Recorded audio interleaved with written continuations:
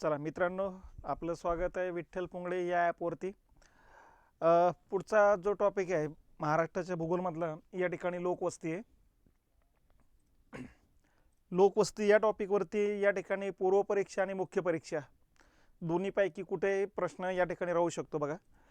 आता या ठिकाणी लोकवस्ती म्हणजे लोकांनी स्वतःच्या निवाऱ्याकरता केलेल्या घराची रचना आहे, त्याला लोकवस्ती म्हणायचे. आता लोकवस्ती व्यक्ती का करत असतो, तर या पाठीमागं या ठिकाणच्या ज्या मूळ मुद्दे आहेत ते अगोदर लक्षात घेतले पाहिजेत. हे बघा, व्यक्ती हा निवाऱ्यासाठी घराची रचना तयारी करत असतो बघा. ऊन वारा पाऊस या नैसर्गिक ज्या आपत्ती आहे याच्यापासून या ठिकाणी, आपत्ती म्हटल्यापेक्षा ह्या बाह्यकारकापासून संरक्षणासाठी या ठिकाणी व्यक्ती स्वतःला छतामध्ये ठेवण्याचा प्रयत्न करत असतो. हिंस्र प्राणी असू द्या, त्याच्यानंतर चोर असू द्या, त्यानंतर शांत चित्तानं दिवसभर काम केल्यानंतर झोप घेण्यासाठी असू द्या, या ठिकाणी वस्तीची गरज असते. आणि म्हणून या ठिकाणी मानव हा समाजशील प्राणी असल्यामुळं सामाजिक डायरेक्शनना तो एकत्रित येऊन राहण्याचं या ठिकाणी तो प्रयत्न करत असतो. आणि यातून मग घराची रचना एक तयार होते. त्या घराच्या रचनेलाच म्हणायचं लोकवस्ती किंवा वस्ती म्हणतो आपण, किंवा मानवी वस्ती म्हणत असतो बघा. तर मानवानं स्वतःच्या निवाऱ्यासाठी केलेल्या घराच्या रचनेच्या मांडणीला या ठिकाणी वस्ती म्हटलं जात असतं. मग आता या लोकवस्तीमध्ये आपल्याला या ठिकाणी माहिती पाहिजेत की वस्तीचे दोन प्रकार असतात. एक म्हणजे या ठिकाणी अस्थायी वस्त्या आणि स्थायी वस्त्या. अस्थायी वस्त्या आणि स्थायी वस्त्या म्हणजे काय, की ज्या ठिकाणी लोक सातत्यानं एका ठिकाणाहून दुसऱ्या ठिकाणी जाण्याचे प्रयत्न करतात, त्यांची तशा प्रकारची व्यवसाय असेल तर अशा लोकांची जी वस्ती असते ती अस्थायी वस्ती असते. उदाहरणार्थ पशुपालक जे असतात, या ठिकाणी मेंढपाळ वगैरे आपण जे म्हणतो, त्यांची एका ठिकाणी वस्ती कधीच राहत नसते. खाणकाम करणारे जे कामगार लोक असतील त्यांची वस्तीसुद्धा एका ठिकाणी राहत नसते. मासेमारी करणारे जे लोक असतील त्यांची सुद्धा वस्ती एका ठिकाणी राहत नसते. स्थलांतरित शेती करणारे जे लोक असतात त्यांची सुद्धा वस्ती एका ठिकाणी राहत नसते. कारण सातत्यानं यांना एका ठिकाणाहून दुसऱ्या ठिकाणी जावं लागत असतं. त्यामुळं पाल वगैरे टाकून या ठिकाणी ते वस्ती करून राहत असतात. त्यांना माहिती आहे की हे कायमस्वरूपी नाही, आज आपण या ठिकाणी उद्या या ठिकाणीच राहू, याची शाश्वती नसते. आणि म्हणून हे लोक सातत्यानं एका ठिकाणाहून दुसऱ्या ठिकाणी जाण्याच्या प्रयत्नामुळं साहजिकच त्यांची तात्पुरती वस्ती असते. अशी या तात्पुरत्या वस्तीलाच म्हणायचं अस्थायी वस्त्या.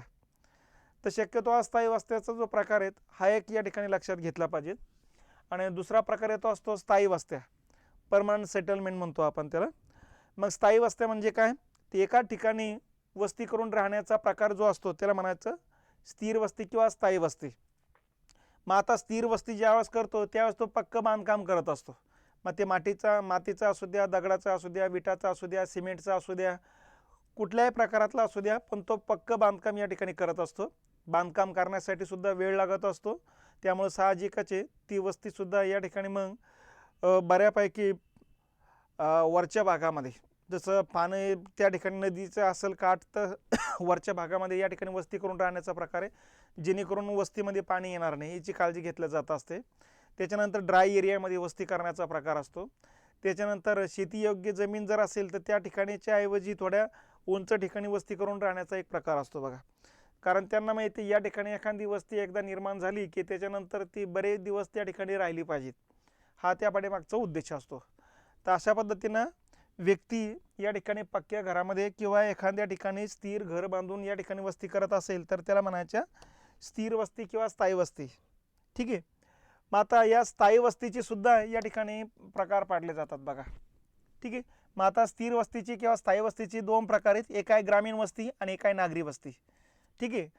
ग्रामीण वस्ती किंवा शहरी वस्ती म्हणू शकतो आपण याला. ठीक आहे. मग आता एक एक एक एक वस्ती आपण आता या ठिकाणी समजून घ्यायचे. पहिला मुद्दा आहे तो ग्रामीण वस्ती. आता ग्रामीण वस्ती म्हणजे काय, हे बघा, मानवाचं जीवन जगण्याकरता मानवाला वस्तू आणि सेवांची गरज असते. आणि या वस्तू आणि सेवा वेगवेगळ्या क्षेत्रामध्ये राहणाऱ्या लोक या ठिकाणी ते निर्माण करत असतात. तुम्ही आम्हीच निर्माण करीत असतो. मग या ठिकाणी कामं धंदे करण्याचे जे वेगवेगळे जे व्यवसाय आहेत त्याचे तीन प्रकार पाडले जातात. एक आहे प्राथमिक क्षेत्र, द्वितीय क्षेत्र आणि तृतीय क्षेत्र, अशी तीन क्षेत्र या ठिकाणी पाडले जातात बघा.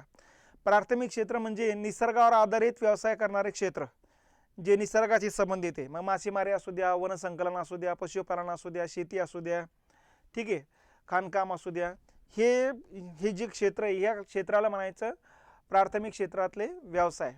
ठीक आहे, हे व्यवसाय येतात प्राथमिक क्षेत्रातले. या क्षेत्रामध्ये जे लोक आहे यांना म्हणायचं प्राथमिक क्षेत्रातील कार्यरत लोक. द्वितीय क्षेत्र म्हणजे जे कच्च्या मालावर प्रोसेसिंग करण्याचं काम करतात, कच्च्या मालाचं पक्क्या मालात रूपांतर करण्याचं काम करतात, अशा क्षेत्राला म्हणायचं द्वितीय क्षेत्र. ज्यामध्ये लघु उद्योग येतो, कुटीर उद्योग येतो, कारखाने येतात मोठमोठाले.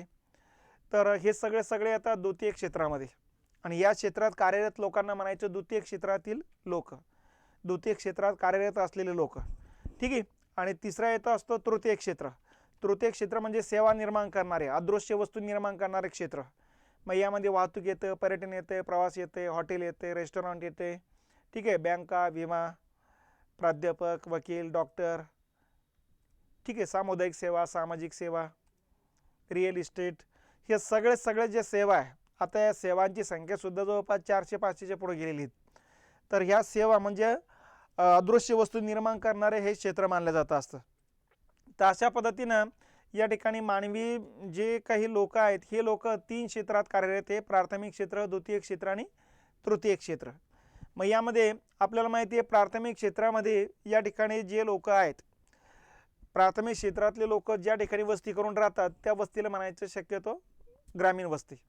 तर ग्रामीण वस्तीतले लोक हे या ठिकाणी प्राथमिक क्षेत्रात कार्यरत असतात. बघा, द्वितीय आणि तृतीय क्षेत्रात जे लोक कार्यरत आहे हे शक्यतो नागरी भागात राहतात, म्हणून त्यांना म्हणायचे नागरी वस्ती. तर तुम्ही व्यवसायाच्या आधारे सुद्धा विचार करू शकता या ठिकाणी की प्राथमिक क्षेत्रात कार्यरत लोकांची वस्ती म्हणजे ग्रामीण वस्ती आणि द्वितीय आणि तृतीय क्षेत्रात कार्यरत राहणाऱ्या लोकांची वस्ती म्हणजेच नागरी वस्ती. सरळ ढोबळमानानं या ठिकाणी व्यक्ती कोणत्या क्षेत्रात कार्यरत आहे त्या आधारे त्याचे जे काही प्रकार पाडले जातात ते प्रकाराच्या आधारे हे 2 भाग या ठिकाणी लक्षात घेतले पाहिजेत, ग्रामीण वस्ती आणि नागरी वस्ती. मग आता ग्रामीण वस्ती म्हणजे काय, तर ज्या वस्तीमधील लोक जास्तीत जास्त प्राथमिक क्षेत्रात कार्यरत असतात अशा वस्तीला म्हणायचं ग्रामीण वस्ती. मग आता या ग्रामीण वस्तीच्या काही अटी या ठिकाणी गव्हर्नमेंटने टाकलेल्या आहे की या अटी कंप्लीट व्हायला पाहिजेत, त्यांनाच ग्रामीण वस्ती म्हणायचे. पहिली अट आहे, ज्या वस्तीची लोकसंख्या 5000पेक्षा कमी असली पाहिजे. ठीक आहे. 5000पेक्षा जास्त असेल तर मग नागरी वस्तीमध्ये तो प्रकार मोडला जाईल. तर 5000पेक्षा कमी लोकसंख्या असली पाहिजे. तिथली लोकसंख्येची घनता दर चौरस किलोमीटर पाठीमागं 400पेक्षा कमी असले पाहिजेत. ठीक आहे.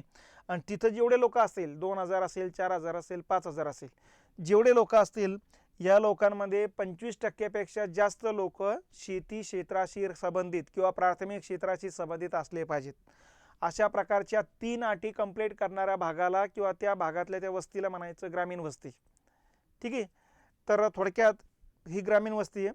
मग आपल्याला माहिती आहे भारतामध्ये जवळपास 69% लोकसंख्या ही ग्रामीण वस्तीत राहत असते. महाराष्ट्रामध्ये जवळपास 55% लोकसंख्या ही ग्रामीण वस्तीत राहत असते. म्हणजे भारत हा शक्यतो खेड्यांचा देश आहे, त्यामुळे ग्रामीण वस्तीची संख्याही जास्त आहे. खेड्यांची संख्यासुद्धा 6 लाखापेक्षा जास्त आहे भारतभरामध्ये जर विचार केला आपण तर. महाराष्ट्राचा विचार जर केला तर 43,000पेक्षा अधिक खेडी आहेत, गाव आहेत महाराष्ट्रामध्ये पण. आणि म्हणूनच लोकसंख्येचा जर विचार केला तर या ठिकाणी ही वस्ती सर्वात जास्त होते. 47ला आपल्याला जसं स्वातंत्र्य मिळालं त्या स्वातंत्र्यानंतर मग आपण काय करायला सुरुवात केली, आता औद्योगिकरणावरती भर द्यायला सुरुवात केली. कच्च्या मालावर प्रोसेसिंग करणारे कारखाने काढायला सुरुवात केली. पुढच्या कालखंडात सेवा क्षेत्र पण निर्माण व्हायला लागले आणि यातून मग नागरी वस्तीची संख्या हळूहळू वाढायला लागलेली. ज्या ठिकाणी 8 आणि 10% आपल्या स्वातंत्र्याच्या वेळेस नागरीकरण झालेलं होतं, आज तेच नागरीकरण भारताचं 45%पर्यंत जाऊन पोहोचलेलं आहे. आपलं महाराष्ट्राचं 45%पर्यंत जाऊन पोहोचलेले आहेत, तर भारताचं जवळपास 31%पर्यंत जाऊन पोहोचलेले. तर यावरून नागरी वस्तीची संख्या जशी वाढत जाणार तसं समजून घ्यायचं लोकांचं उत्पन्न वाढत जाणार आहे. कारण द्वितीय आणि तृतीय क्षेत्रात जे लोक कार्यरत असतात त्या लोकांचं उत्पन्न जास्त असतं, प्राथमिक क्षेत्रात जे लोक कार्यरत असतात त्या लोकांचं उत्पन्न कमी असतं.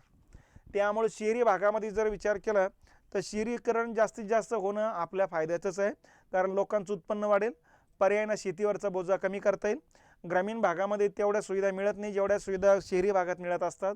मग रस्ते असू द्या, वीज असू द्या, पाणी असू द्या, शिक्षण, आरोग्य, करमणुकीची साधनं असू द्या. ठीक आहे. तर ह्या सगळ्या सुविधा ज्या आहेत या शहरी भागा इतक्या ग्रामीण भागात उपलब्ध नसतात, कारण ग्रामीण भागातल्या लोकांची पेईंग कॅपॅसिटी तेवढी नसते, खरेदी करण्याची शक्ती तेवढी त्यांची नसते.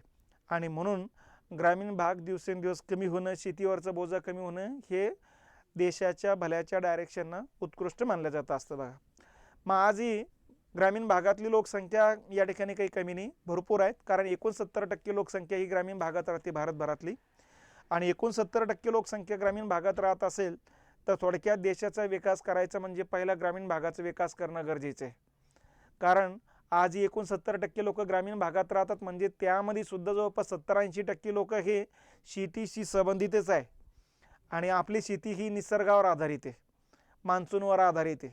मान्सून आला तर शेतीचं उत्पादन चांगलं आहे, मान्सून आला नाही तर शेतीचं उत्पादन गेलं म्हणजे वायालाच गेलेत मग. आणि मग याचा परिणाम काय होतो?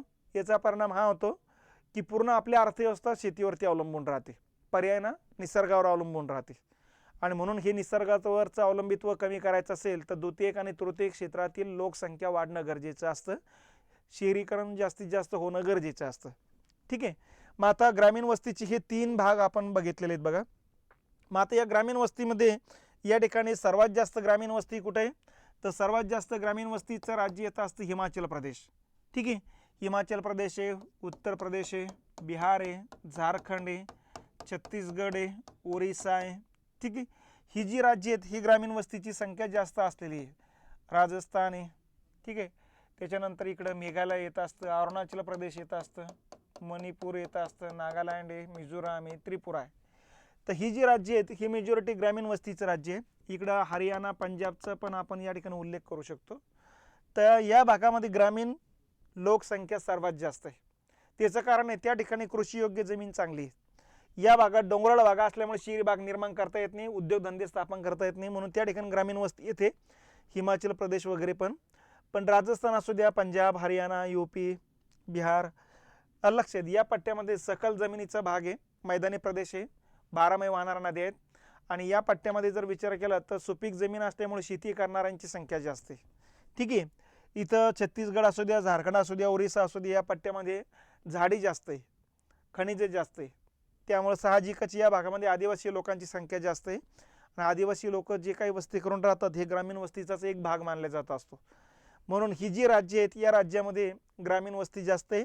उर्वरित राज्यामध्ये शहरी वस्तींची संख्या जास्त आहे. म्हणजे ग्रामीणपेक्षा शहरी जास्त असं मला म्हणायचं नाही, पण या राज्याच्या तुलनेमध्ये या भागामध्ये शहरात राहणाऱ्या लोकांची संख्या जास्त येईल.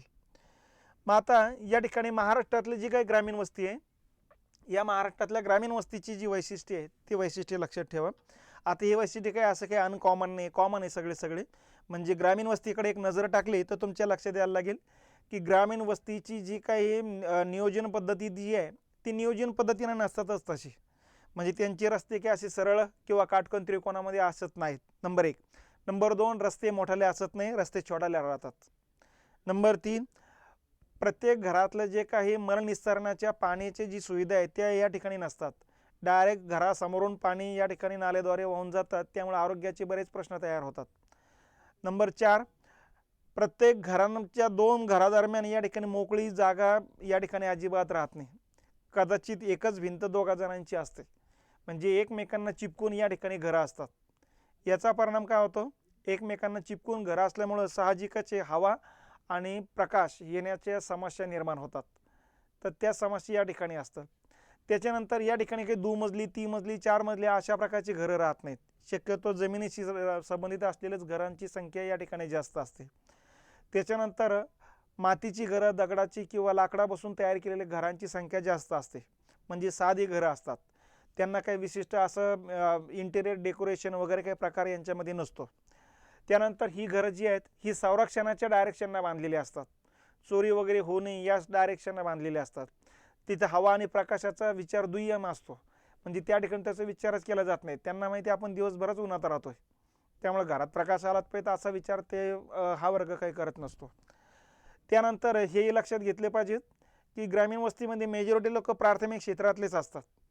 शेतीशी संबंधित व्यवसाय करणारेच लोकांची संख्या या ठिकाणी सर्वात जास्त असते.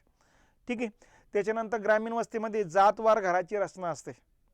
जातवार म्हणजे मराठाचा वाडा असेल, नंतर महार वाडा असेल, नंतर माळ्यांचा वाडा असेल, अशा प्रकारे जातीनुसार लोक आपापल्या घराची रचना या ठिकाणी असतात बघा. एखाद्या भागात त्या जातीच्या लोकांची संख्या या ठिकाणी जास्त आपल्याला दिसेल. तर या पद्धतीनं या ठिकाणी ग्रामीण वस्तीची हे वैशिष्ट्य या ठिकाणी आहे. या व्यतिरिक्त लोकसंख्या कमी असते ग्रामीण वस्तीची, कारण प्रत्येक भाग जो आहे तो शेतीच्या आसपासच्या भागामधले लोक त्या ठिकाणी राहतात. बाकीचं शेती दूर पडायला लागलीत मग त्या भागातले लोक त्या भागातच वस्ती करून राहत असतात. आणि म्हणून लोकसंख्या ग्रामीण भागातली कमी असते. प्राथमिक व्यवसायाचे आधिक्य असते. ठीक आहे. बैठ्या इमारती आहे, 2-2 3-3 मजली इमारती या ठिकाणी नसतात बघा. जातवार विभागणी अगोदरच सांगितलेले, त्या त्या जातीचे लोक त्या त्या भागात राहत असतात. मग आता माळीवाडा असू द्या, महारवाडा असू द्या, मांगवाडा असू द्या, मराठावाडा असू द्या, वंजारीवाडा असू द्या, अशा वेगवेगळ्या जातीनुसार या ठिकाणी त्या घराची रचना त्या ठिकाणी असते बघा. वाहतुकीच्या अपुऱ्या सुविधा असतात. शहरी भागात जसे वाहतुकीच्या प्रत्येक घरामध्ये वाहनं असतात, तसे ग्रामीण भागात प्रत्येक घरामध्ये वाहन असतील याची शाश्वती नसते. मग त्या ठिकाणी वाहतुकीची सुविधा कमी आहे. छोटंच गाव असतं, नाहीतरी घरं साधी असतात. असं इंटिरियर डेकोरेशन किंवा विशिष्ट त्याचं नियोजन करून केलेले नसतात. ते विशेषीकरणाचा अभाव असतो. ठीक आहे. म्हणजे विशेषीकरण म्हणजे या ठिकाणी आता किचन आहे, बेडरूम आहे, आपण हॉल आहे म्हणतो, तर बाल्कनी, असा प्रकार या ठिकाणी काही तुम्हाला दिसणार नाही. नियोजनाचा अभाव, नियोजन पद्धतीनं ते घरं बांधल्या जातील याची शाश्वती नसते बघा. सेवा सुविधांचा अभाव आहे. म्हणजे पिण्याचं पाणी असू द्या, लाईट असू द्या, स्वच्छता असू द्या, यांचा या ठिकाणी अभाव असतो. वर्दळीचं प्रमाण कमी आहे. लोकसंख्याच कमी आहे, त्यामुळे गर्दी कमी आहे, आणि गर्दी कमी म्हणून वर्दळ कमी आहे. ठीक आहे. आणि करमणुकीच्या सोयींचा अभाव आहे. आता ग्रामीण भागामध्ये पेईंग कॅपॅसिटीज कमी, त्यामुळे साहजिकच आहे वेगवेगळे करमणुकी साधनं जे आहेत ते कमीच असणार आहे. आणि नाहीतर ग्रामीण भागातले लोक दिवसभर या ठिकाणी शेतामध्ये राबत असतो. रात्री त्यांना थोडा आराम करण्यासाठी निवांतपणा हवा असतो. त्याच वेळेस ते करमणुकी साधण्याकडे वळतीलच याची शाश्वती कमी असते. तर हे ग्रामीण वस्तीची हे जनरल आयडिया आपण आपल्या या ठिकाणी लक्षात घ्यायचे. ठीक आहे. मग आता महाराष्ट्राचा जर ग्रामीण वस्तीचा जर विचार केला तर महाराष्ट्रामध्ये हा जो आदिवासी पट्टा आहे, भंडारा, गोंदिया, गडचिरोली, चंद्रपूर हा पट्टा, त्याच्या खालोखाल यवतमाळ हा पट्टा येतो मग. ठीक आहे. त्याच्यानंतर नांदेडचा किनवटचा भाग येतो असतो. इथं जंगल जास्त असल्यामुळं या पट्ट्यामध्ये ग्रामीण वस्ती जास्त आहे बघा. त्याच्यानंतर हा जो पट्टा आहे इथला, हा पट्टा डोंगराळ भाग असल्यामुळं या ठिकाणी लोकवस्ती जी आहे, ग्रामीण लोकवस्तीची संख्या या ठिकाणी जास्त असते. त्याच्यानंतर हा जो पट्टा आहे इथं पण, हा जो पट्टा आहे इथं पण, हा जो पट्टा आहे इथं, हे डोंगराळ भाग दाखवले जातात बघा. डोंगराळ भाग असल्यामुळे या ठिकाणी आसपास या ठिकाणी शहराची संख्या जवळपास नसल्यातच जमा आहे. ठीक आहे. मग सर्वात जास्त शहरीकरणाचा पट्टा कुठला आहे? हा या ठिकाणी आहे. पालघरचा काही भाग, ठाणे, मुंबई शहर, मुंबई उपनगर, रायगडचा पनवेल वगैरे पार्ट येत असतो. या ठिकाणी लोकवस्ती नागरी भागात सर्वात जास्त आहे बघा. त्याच्यानंतर पुणे, पिंपरी चिंचवडचा पार्ट येत असतो बघा. ठीक आहे. इकडं कोल्हापूरचा पार्ट येत असतो. इथे सांगलीचा वगैरे पार्ट येत असतो. सोलापूर, मुख्य शहराचं जे ठिकाण आहे हे ठिकाण, त्याच्या आसपासचा परिसर. ठीक आहे. इथं संभाजीनगर, जालना, बीड, उस्मानाबाद, लातूर, नांदेड, ठीक आहे, परभणी, तर हे जे काय आहे जळगाव आणि धुळे इकडचं, तर हे जे महत्त्वाचे भाग येतो इथं नागरी संख्या बऱ्यापैकी आहेत बघा. ठीक आहे. इकडं नागपूर एक येतो, अमरावती एक येत असतो. ठीक आहे. अकोला येतो असतो, आपला बुलढाणा, अकोला, वाशिम आणि हिंगोली, हे जे आहे मुख्य शहर आणि आसपासच्या भागामध्ये बऱ्यापैकी या ठिकाणी शहरीकरण झालेले नसतं. याही भागामध्ये शहरापासून तुम्ही जसजसं दूर जाणार तसतसं ग्रामीण भागांची संख्या वाढत जाणार. मग ग्रामीण भाग जो आहे तो वाढत जाणार आहे. तर अशा पद्धतीनं या ठिकाणी हा पार्ट फक्त लक्षात ठेवायचा जनरल आयडिया तयार करण्यासाठी, की कोणत्या भागामध्ये नागरीकरण जास्त आहे, कोणत्या भागामध्ये ग्रामीण भाग जास्त आहे, तर त्या हिशोबाने लक्षात घ्यायचे. मग ग्रामीण भाग या ठिकाणी डोंगराळ भागामध्ये किंवा जंगलाच्या भागामध्ये किंवा शेती करण्यासारखी जी जमीन आहे त्या पट्ट्यामध्ये ग्रामीण भाग जास्त आहे. आणि ज्या ठिकाणी उद्योगधंदे आहे, सेवा क्षेत्र जास्त आहे, प्रशासकीय सुविधा त्या ठिकाणी असेल तर त्या ठिकाणी नागरी भाग जास्त येतो असतो. ठीक आहे. मग महाराष्ट्रामध्ये 45% लोकसंख्या ही नागरी भागात राहत असते आणि 55% लोकसंख्या ही ग्रामीण भागात राहत असते. म्हणजे जवळपास 50%पर्यंत अर्धा भाग आपली लोकसंख्येची वाटणी होऊ लागलेली आहे. ठीक आहे. आता महाराष्ट्रातले जी घरं आहेत या घराची सुद्धा आपण या ठिकाणी प्राकृतिक रचनेनुसार 3 भाग पडत असतो, कोकण, सह्याद्री आणि पठार. मग या 3 भागाची घराची रचना या ठिकाणी लक्षात घ्यायचं. सुरुवातीला कोकण किनारपट्टीवरची जी घरं आहेत ती घरं या ठिकाणी लक्षात घेतली पाहिजेत. कोकण किनारपट्टीवरची जी घरं आहेत ही घरं सरळ अशी कौलारू घरं म्हणतो आपण त्याला, कारण कोकणामध्ये आपल्याला माहिती आहे पावसाचं प्रमाण जास्त आहे आणि जास्त पाऊस जास्त वेळ पाऊस पडत असतो. त्यामुळे साहजिकच घरावर पडणारा पाण्याचा थेंब ना थेंब लवकर वाहून जावा याकरता उतार तीव्र असतो. कौलारू घरं म्हणतो आपण त्याला. ठीक आहे. आणि हे कौलारू घरांची संख्या तुम्हाला मेजॉरिटी दिसेल बघा. मग आता एका गावाचं घेतलेलं छायाचित्र आहे. मग तुम्हाला दिसेल प्रत्येक जे काही घर आहेत हे कौलारू घर आहेत, कारण पडणारा पाण्याचा थेंब ना थेंब पटकन खाली पडावा हा त्या पाठीमागचा उद्देश असतो. ठीक आहे. त्याच्यानंतर घाटमाथ्यावरचं घर आहे, म्हणजे डोंगरावरचं सह्याद्रीच्या डोंगर रांगेवरच्या वरच्या भागामध्ये जी काही घरं आहेत, एक तर लोकवस्तीच विरळ आहे, पण मग पन्हाळा असू द्या, आंबोली असू द्या, महाबळेश्वर असू द्या, गगनबावडा असू द्या, माथेरान असू द्या, इगतपुरी असू द्या, खंडाळा असू द्या, तर हा जो पार्ट आहे ते या ठिकाणी काही लोकवस्ती राहत असते. मग इथं जी लोकवस्ती आहे इथं पर्यटन व्यवसाय मोठ्या प्रमाणात चालत असतो बघा. आणि इथं पावसाचं प्रमाण तर आता सर्वात जास्त आहे. 300 ते 500 सेंटीमीटर या पट्ट्यात पाऊस पडत असतो, म्हणून इथे सुद्धा कौलारूच घरं राहतील. ठीक आहे. याच प्रकारे फक्त या घरामध्ये आणखीन एक रचना लक्षात घेतले पाहिजे, त्यांचे वटे जे आहेत वरती असतात, म्हणजे जमिनीपासून या ठिकाणी अगोदर बऱ्यापैकी उंच असे ओटे बांधले जातात आणि त्याच्यावरती मग कौलारू घरं असतात. कारण या ठिकाणी पाऊस जास्त आहे, दलदलयुक्त पट्टा आहे, पाणी जास्त, घरात पाणी येण्याची शक्यता नाकारता येत नाही, म्हणून ओटे असतात. नंबर 1. नंबर 2, हा दाट जंगलाचा पट्टा आहे, कारण पाऊस जास्त असल्यामुळे उंच दाट सदाहरित वन असतात. त्यामुळे या ठिकाणी जे काही हिंस्र प्राणी असू द्या किंवा साप वगैरे असू द्या, तर हे घरात येण्याची शक्यता नाकारता येत नाही, म्हणून वटे जे आहेत उंच ठेवावं लागतात बघा, जेणेकरून वरती चढून येणं थोडं अवघडच आहे. हा त्या पाड्यामागचा उद्देश असतो. म्हणून इथं ओटे आणि ओट्यावरती नंतर मग घराची रचना या ठिकाणी केल्या जात असते, कौलारू घरांची रचना केल्या जात असते बघा. त्यामुळे घर बघूनच लक्षात आलं पाहिजे की कोणत्या भागातले ते घर आहेत. तर या ठिकाणी हा एक मुद्दा लक्षात घेतला पाहिजे. त्याच्यानंतर पठारी जो पट्टा येतो सह्याद्रीच्या पूर्वेकडचा हा पूर्ण प्रदेश एकदम आपण गडचिरोलीपर्यंत म्हणू शकता. तर या पट्ट्यामध्ये जी घरं आहेत ही माळवदाची घरं म्हणतो आपण त्याला. माळवदाची घरं म्हणा किंवा मग या ठिकाणी सिमेंटच्याच माळवदासारखी तयार केलेली घरं असू द्या, सरळ अशी असतात. वरचा भाग असा कौलारू राहत नाही, असा राहतो, कारण या ठिकाणी पावसाचं प्रमाण खूप कमी असतं. पावसाचं प्रमाण कमी असल्यामुळं साहजिकच आहे वरचं छत जे आहे ते सरळ असतं असं. ठीक आहे. आणि भिंती सरळ अशा, त्यामुळं वरच्या भागामध्ये तुम्ही अन्नधान्य वगैरे वाळू घालू शकतात, तशा प्रकारची रचना त्या ठिकाणी केलेली असते.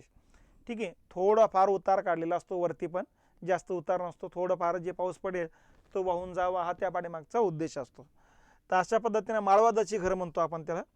ग्रामीण भागामध्ये शक्यतो या ठिकाणी अगोदर मातीच्याच भिंती राहायच्या अगोदर, आता या ठिकाणी सिमेंटची बांधायला सुरुवात झालेली. तर या पद्धतीनं सिमेंटची असू द्या किंवा माळवदाची असू द्या अशी सरळ छताची आणि अशा प्रकारची ही घराची रचना असते. म्हणजे घरं जर एखादा प्रश्नपत्रिकेत घराचं तुम्हाला एखादा डायग्राम दिला तर कोणत्या भागातली ती घरं आहेत हे लगेच लक्षात आलं पाहिजे, कारण त्या घराच्या रचनेवरून त्या ठिकाणचा पाऊस, ऊन, वारा या पद्धतीच्या या घटना तिथे लक्षात येणं गरजेचं असतं बघा. आता पुढचा मुद्दा येतो असतो ग्रामीण वस्तीची पण प्रकार आहेत. आता जी काही ग्रामीण वस्ती बघितली आपण, ग्रामीण वस्ती म्हणजे प्राथमिक क्षेत्रात कार्यरत असलेल्या लोकांची वस्ती, याला म्हणायचं ग्रामीण वस्ती. मग आता ग्रामीण वस्तीची सुद्धा 3 ते 4 प्रकार पाडले जातात. कुठले कुठले आहेत? त्यातला पहिला प्रकार येतो विखुरलेली वस्ती, म्हणजे डिस्पर्स्ड सेटलमेंट म्हणतो आपण त्याला. म्हणजे एक घर या ठिकाणी, एक घर या ठिकाणी, एक घर या ठिकाणी, एक घर या ठिकाणी, अशा प्रकारे प्रत्येकाची जी शेती आहे ते शेतीच्या ठिकाणी लोक वस्ती करून राहत असेल तर त्याला म्हणायचं विखुरलेली वस्ती. ठीक आहे.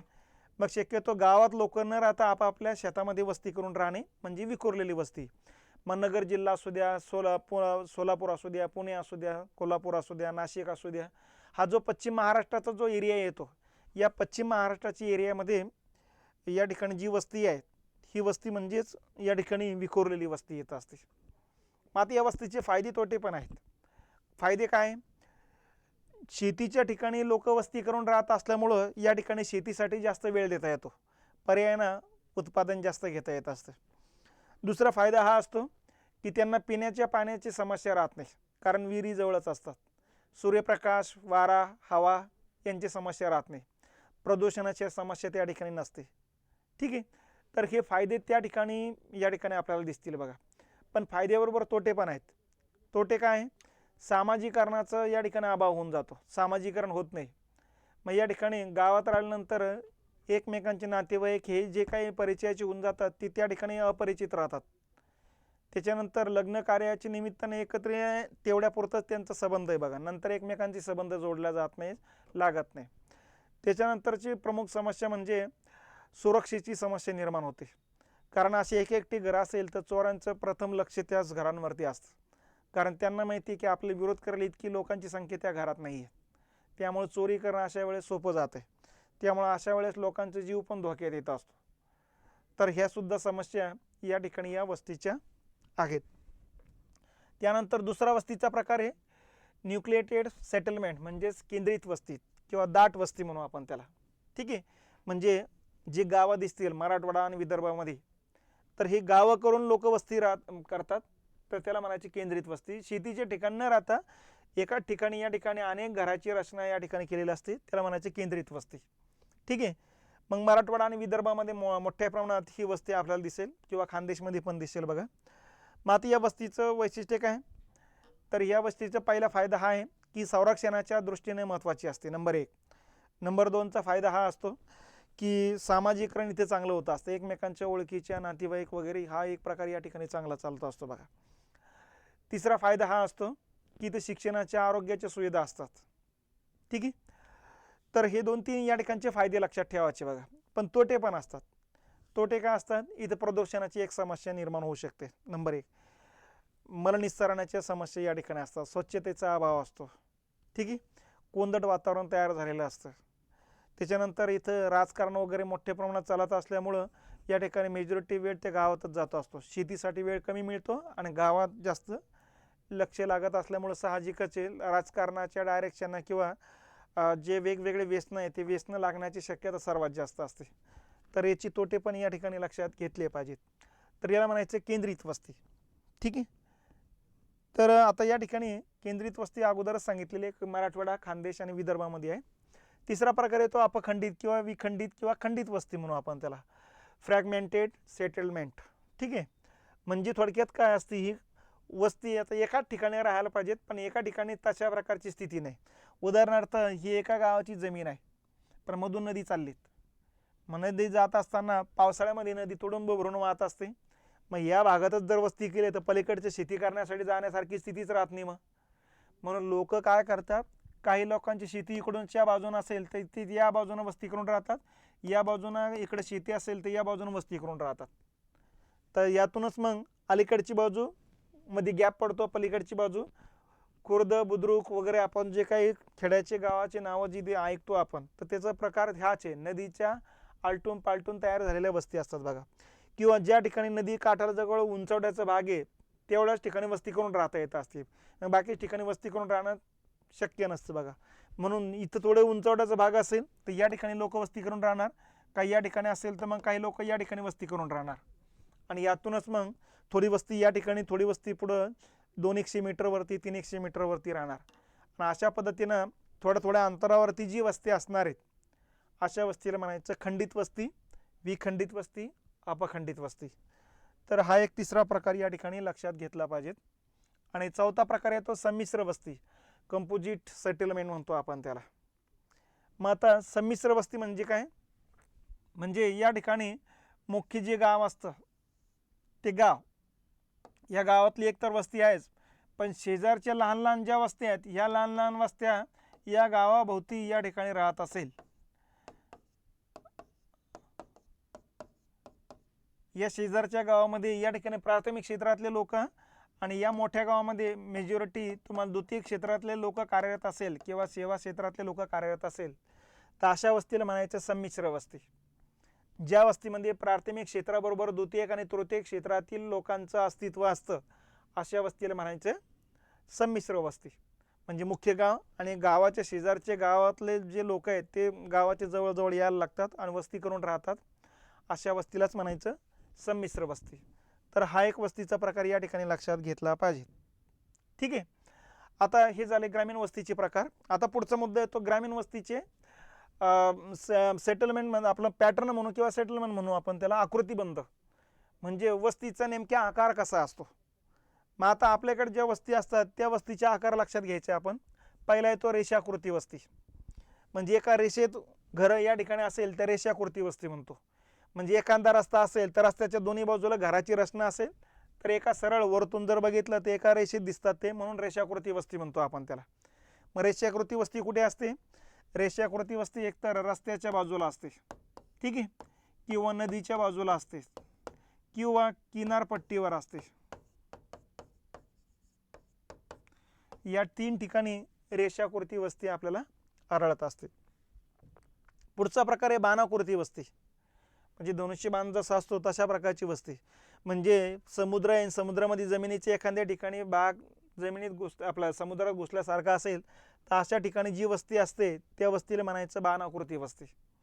मग ही किनारपट्टीवर शक्यतो आपल्याला आढळत असते बघा, बाणाकृती वस्ती आपण जी म्हणतो ते. ठीक आहे. तिसरा प्रकार आहे तारका सदृश्य वस्ती.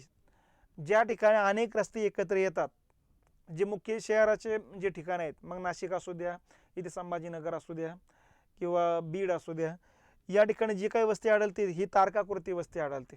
पुणे असू द्या, कारण इथं अनेक वेगवेगळ्या दिशेनं जाणारे जे काही रस्ते आहेत इथून सुरुवात होत असतात. मग इथं प्रत्येक रस्त्याच्या बाजूला या ठिकाणी लोक घरे करून राहत असतात आणि वरतून बघितलं ताऱ्यासारखा दिसायला लागते बघा या वस्त्या, म्हणून या वस्त्यांना तारकाकृती वस्त्या असं म्हटलं जातं असतं. मग खास करून नाशिकची वस्ती याचं उत्तम उदाहरण मानलं जातं असतं, कारण नाशिकवरून वेगवेगळ्या दिशेने वेगवेगळे रस्ते जात असल्यामुळे रस्त्याच्या भोवताली वस्त्या तयार झालेल्या आहेत. चौथा प्रकार आहे चौकोनी वस्ती. ज्या ठिकाणी चोऱ्यांचं प्रमाण जास्त असतं मग अशा ठिकाणी लोक चारी बाजूने उंच भिंती उभारतात आणि मधल्या भागामध्ये मग घराची रचना निर्माण करतात. मोठमोठ्याले गावाकडचे वाडे राहतात बघा, चारी बाजूने उंच भिंत उभारलेल्या राहतात आणि मधल्या भागात मग छोटे छोटे अनेक घरं या ठिकाणी बांधल्या जात असतात. तर अशा वस्तीला म्हणायचं चौकोनी वस्ती. चौकोनाकृती असेल तर चौकोनी वस्ती असते. मग अशा वस्त्या एकतर चोरीचं प्रमाण असलेल्या भागामध्ये आढळणार किंवा मग वाळवंटी पट्ट्यामध्ये, कारण वाळवंटी पट्ट्यामध्ये वाऱ्याचं काम वेगानं चालतं आणि वाऱ्यासोबत वाळूचे लहान लहान रेतीचे कण वाहत येतात, त्यामुळे घर या ठिकाणी त्या कणानं भरण्याची शक्यता जास्त आहे. मग अशा वेळेस वाळवंटाच्या भोवताली असलेले जे गाव आहेत हे गावं लोक अशी उंच भिंती उभ्या करून मग मध्ये घरं उभारतात आणि त्यातूनच मग या वस्तीची निर्मिती होत असते. तर त्याला म्हणायचं चौकोनी वस्ती. मग राजस्थानमध्ये आपल्याकडं बिकानेर, उदयपूर हा जो पार्ट येतो असतो, गंगासागर आपला गंगानगर, तर या पार्टमध्ये आपल्याला ही वस्ती मोठ्या प्रमाणात आढळताना दिसेल. चौकोनी वस्ती म्हणतो आपण त्याला. विस्कळीत वस्ती. विस्कळीत वस्तीचा एक पॅटर्न नसतो, एक घर या ठिकाणी ती एक घर पार दूर अंतरावरती, म्हणजे विकेंद्रित वस्ती जी आहेत हे या ठिकाणी विस्कळीत वस्तीचा प्रकार आहे. यांच्यामध्ये काही असं नियमबद्धता काही नाही की रस्ता आहे काही नदी आहे का असा काही प्रकार या ठिकाणी नसतो. एक घर या ठिकाणी ती एक घर दुसऱ्या शेतामध्ये, म्हणजे विकेंद्रित वस्तीचा जो प्रकार म्हणतो आपण तोच प्रकार या ठिकाणी असतो, त्याला म्हणायचं विस्कळीत वस्ती. पुढचा प्रकार आहे तो वर्तुळाकार वस्ती. वर्तुळाकार वस्ती म्हणजे ज्या ठिकाणी पाण्याचं दुर्भिक्ष आहे आणि पाण्याचं दुर्भिक्ष असलेल्या ठिकाणी एखाद्या खोलगट भागामध्ये जर तलाव असेल तर त्या तलावाभोवती लोक मग या ठिकाणी वस्ती करून राहत असतात, कारण त्यांना माहिती बाकीची वस्तू आपण कुठूनही आणू शकतो, मिळू शकतो, पण पाणी मिळणं अवघड आहे. म्हणून पाण्याच्या सरोवराच्या भोवताली या ठिकाणी वस्ती करून राहणे ते त्याला म्हणायचं वर्तुळाकार वस्ती. ठीक आहे. मग या ठिकाणी वर्तुळाकार वस्तीतले घराची जी तोंड असतात हे नेहमी लक्षात ठेवायचं, या ठिकाणी त्या पाण्याच्या डायरेक्शन असतात बघा, कारण त्यावरूनच लक्ष देऊन जातं की मग महत्त्वाचा उद्देश काय म्हणून त्यांचा. तर या पद्धतीनं ही एक वर्तुळाकार वस्ती या ठिकाणी लक्षात घेतली पाहिजे. पुढचा प्रकार आहे तो शिड्याकृती वस्ती. आता शिड्याकृती वस्ती ही डोंगराळ भागात असते. डोंगराळ भागामध्ये या ठिकाणी उतार तीव्र असतो, त्या ठिकाणी घरं बांधणं म्हणजे अवघड आहे, म्हणून लोक काय करतात मग डोंगरावरती असं इथं खड्डे तयार करतात, इथं वस्ती तयार करतात बघा असे. ठीक आहे. तर अशा पद्धतीनं या ठिकाणी घराची रचना लोक करतात बघा. तर यालाच म्हणायचं पायऱ्या पायऱ्याची शेती आणि त्याच ठिकाणी वस्ती करून राहणे म्हणजे शिड्याकृती वस्ती. तर अशा पद्धतीनं डोंगराच्या या ठिकाणी वस्ती करून राहणे, परत उतार, परत या ठिकाणी वस्ती करून राहणे, असा प्रकार या ठिकाणी चालतो बघा. म्हणून या वस्त्या अशा उतारच्या डायरेक्शनना या ठिकाणी दिसतील. तर डोंगराळ भागात जी वस्ती आहे ती शिड्याकृती आहे. मग मावळचा पार्ट असू द्या महाराष्ट्रातला, त्याच्यानंतर तुमच्या गावीरगडच्या डोंगररांगा असू द्या, तोरणमाळच्या डोंगररांगा असू द्या, या डोंगररांगामध्ये जी वस्ती आढळते ती शिड्याकृती वस्ती. भारताचा विचार केला मग सातपुडा डोंगररांगा आहे, सह्याद्रीचे डोंगररांगा आहे, पूर्व घाट डोंगररांगा आहे, हिमालयन डोंगररांगा आहे, या पार्टमध्ये ज्या वस्त्या आहेत या वस्त्या म्हणजेच या ठिकाणी शिड्याकृती वस्ती. शिमला, कुलू, मनाली शिड्याकृती वस्ती येतील. आपलं महाबळेश्वर शिड्याकृती वस्तीचा प्रकार येईल या ठिकाणी सुद्धा. आलं लक्षात. तर अशा पद्धतीनं हा भाग या ठिकाणी लक्षात घेतला पाहिजे. तर या ठिकाणी हे झाले मुद्दे ग्रामीण वस्ती आणि ग्रामीण वस्तीबद्दलची माहिती.